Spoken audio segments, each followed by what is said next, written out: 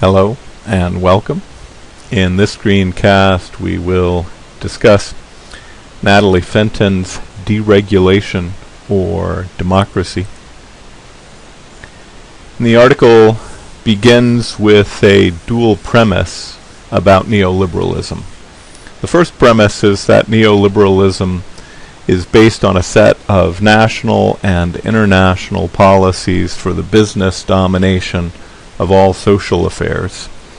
And the second premise is that in regards to the news media, neoliberalism is accompanied by a belief in the ability of markets to use new technologies to solve social problems over and above any other course of action.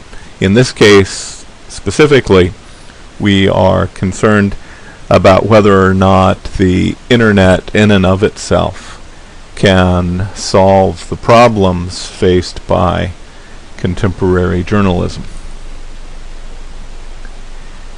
Fenton argues that the depreciation of the current business model, together with increasing commercial pressures, is, as a result, devaluing the pursuit of news journalism that is in the public interest and impacting in particular on original news gathering and investigative reporting, as well as on local news.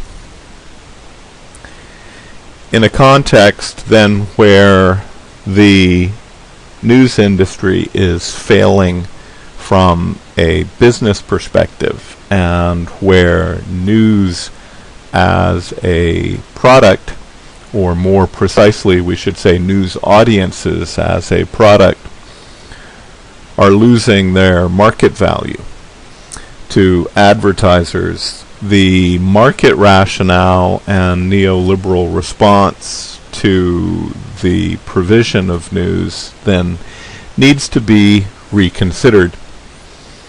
And we need to pose the question, what do we want news for and how do we make that happen? That is, what are the goals of the news media in our democratic society, and how can we achieve those goals?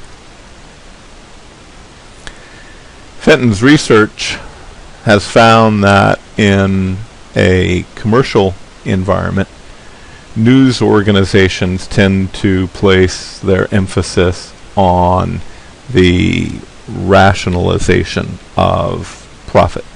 Cutting journalist jobs, reducing coverage zones, reducing service to particular demographic groups that advertisers don't want to reach, and other examples of rationalization. News organizations also emphasize the marketization of news, that is, the commodification of all available space in the newspaper, on the airwaves, and on the internet. What is sacrificed in the name of both of these is the traditional ideal democratic objectives of the news media. And what we end up with is the homogenization of news content that all begins to look a bit like infotainment. The concern that news media are failing to deliver a high-quality news service is not new. It lies at the heart of most of the reading for this course. It has been the subject of one research study after another.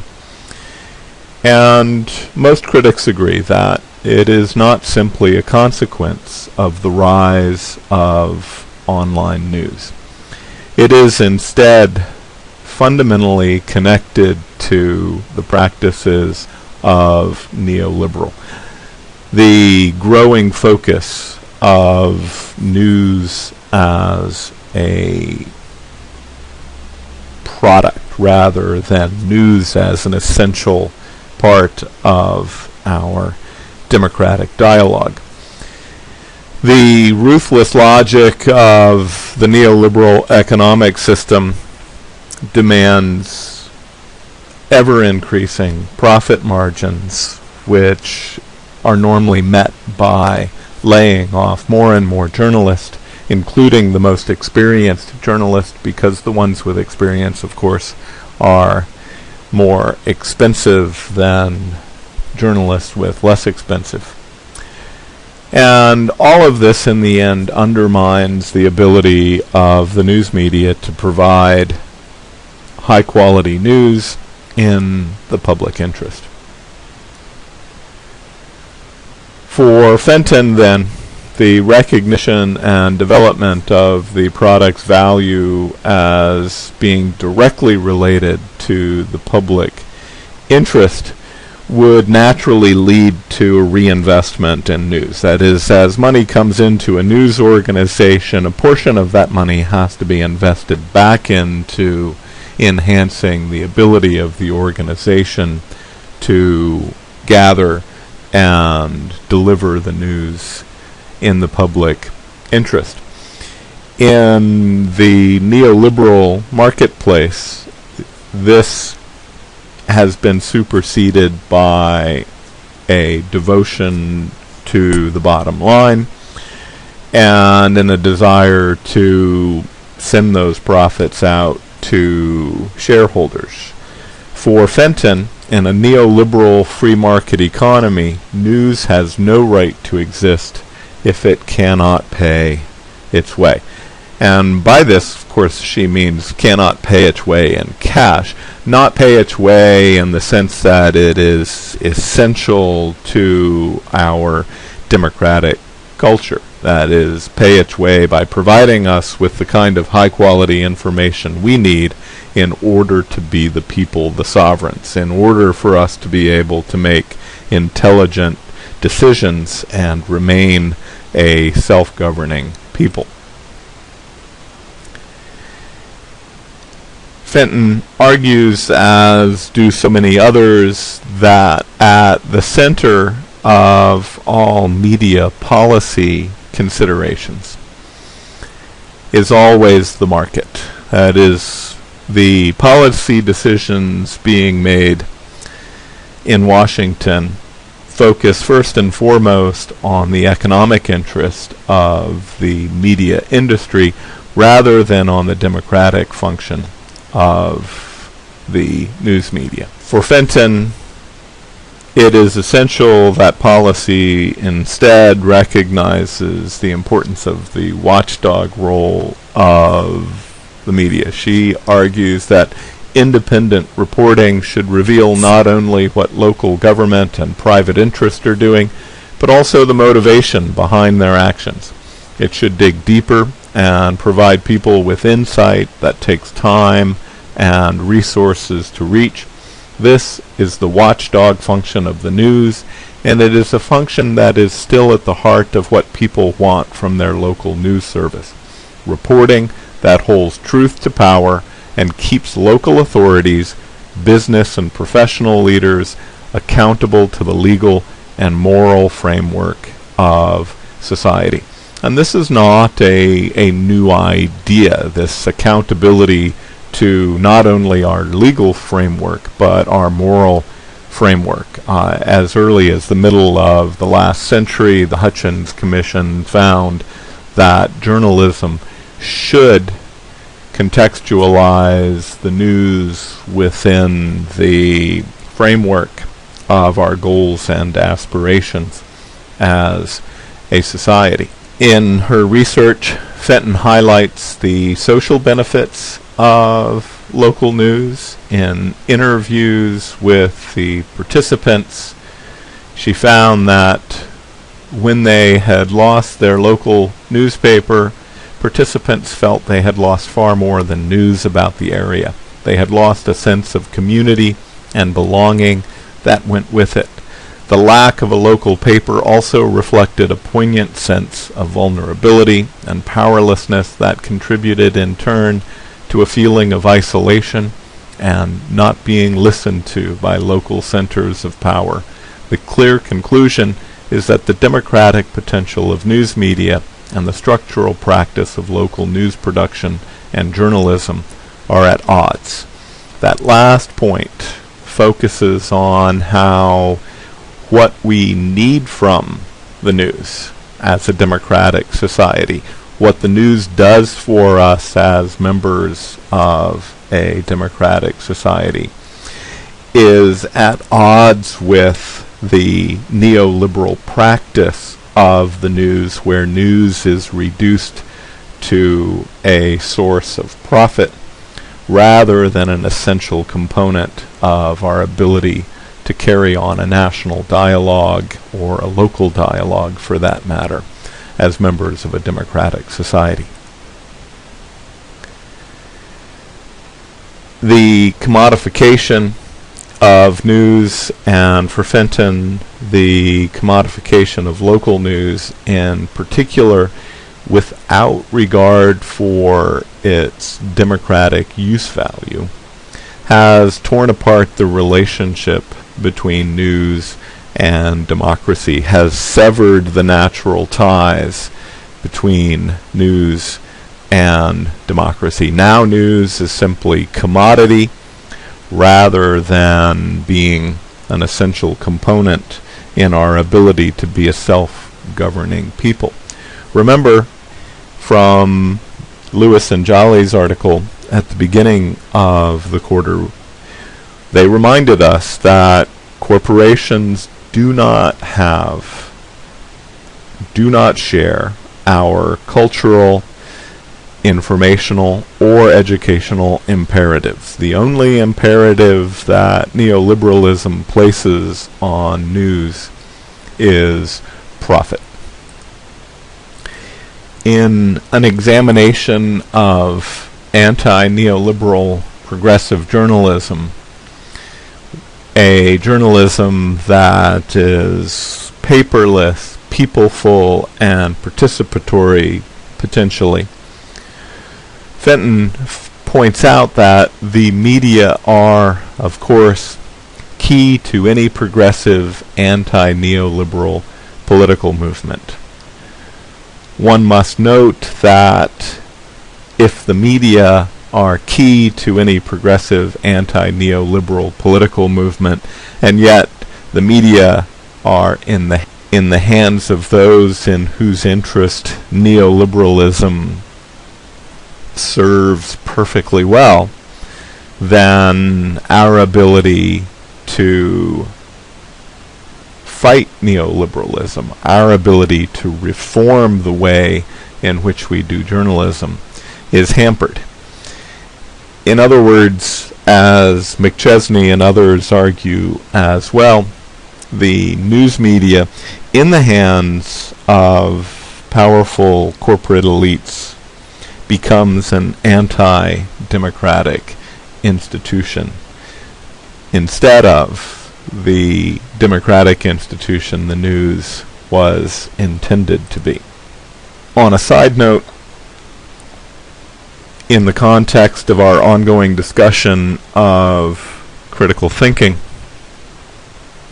Fenton introduces the term operationalized in her discussion, and this is a term that, as part of our ongoing discussion of critical thinking, is worth taking a moment to consider. She gives a couple of examples of sites where journalism has been successfully operationalized.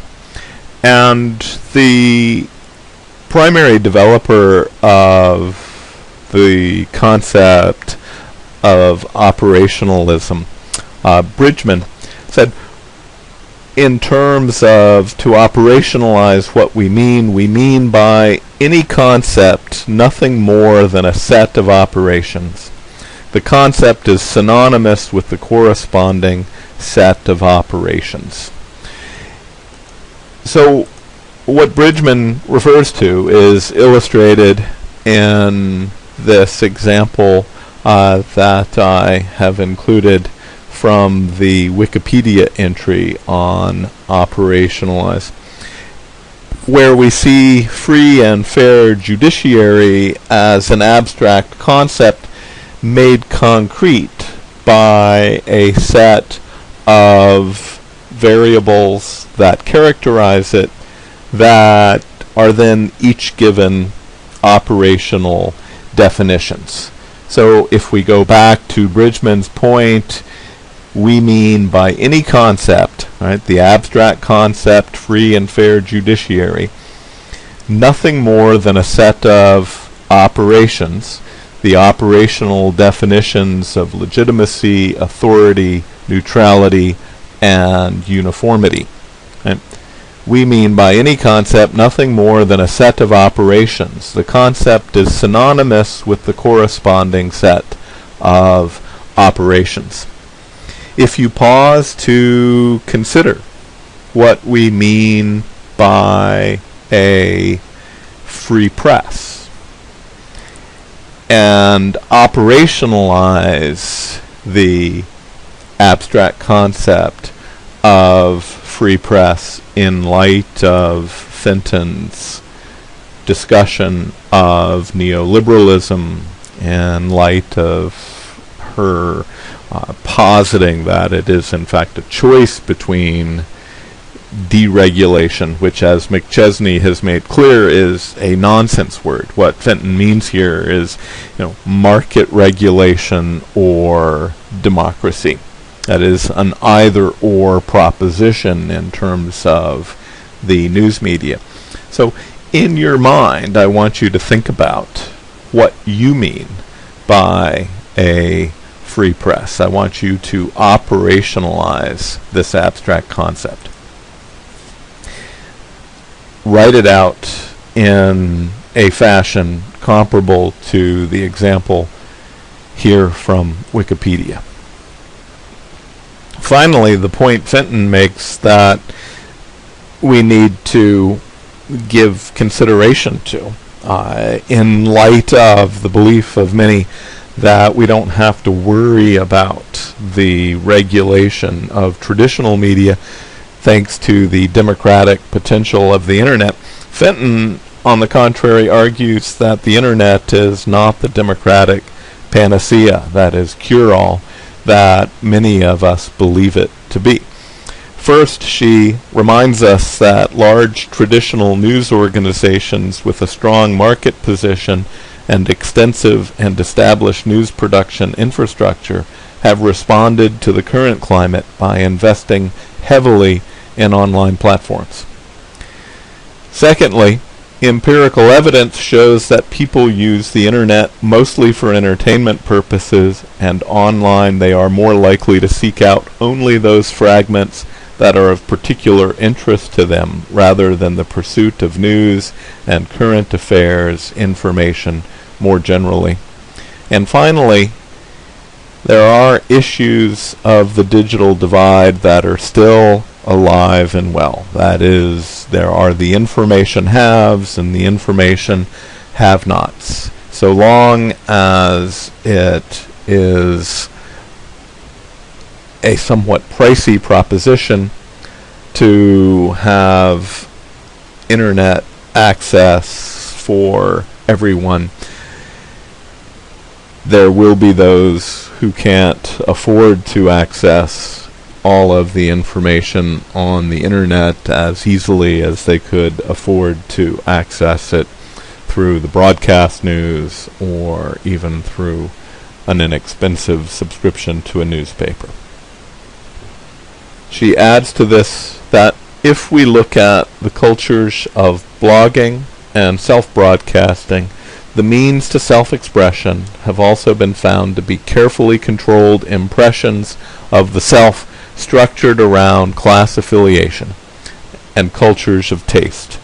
This research suggests that far from broadening our communicational horizons and deliberative understandings, new media work to reinforce already existing social hierarchies and further strengthen closed communities. The mythic dimension of the openness of new media that has brought about a hegemonic discourse based on the rhetoric of multiplicity and pluralism access and participation that apparently lead automatically to a more pluralistic society and enhanced democracy also, Dean reminds us, happen to conveniently coincide with extreme corporatization, financialization, and privatization across the globe. If you wish to explore this in greater detail, of course, Dean's book, The Myth of Digital Democracy, is the place to start. Fenton has raised questions regarding the nature of neoliberalism and journalism, and whether or not, in the context of what we know about the function of both, we have to pose the question, is neoliberal market ideology the appropriate way to deliver the best available journalism for a democratic people?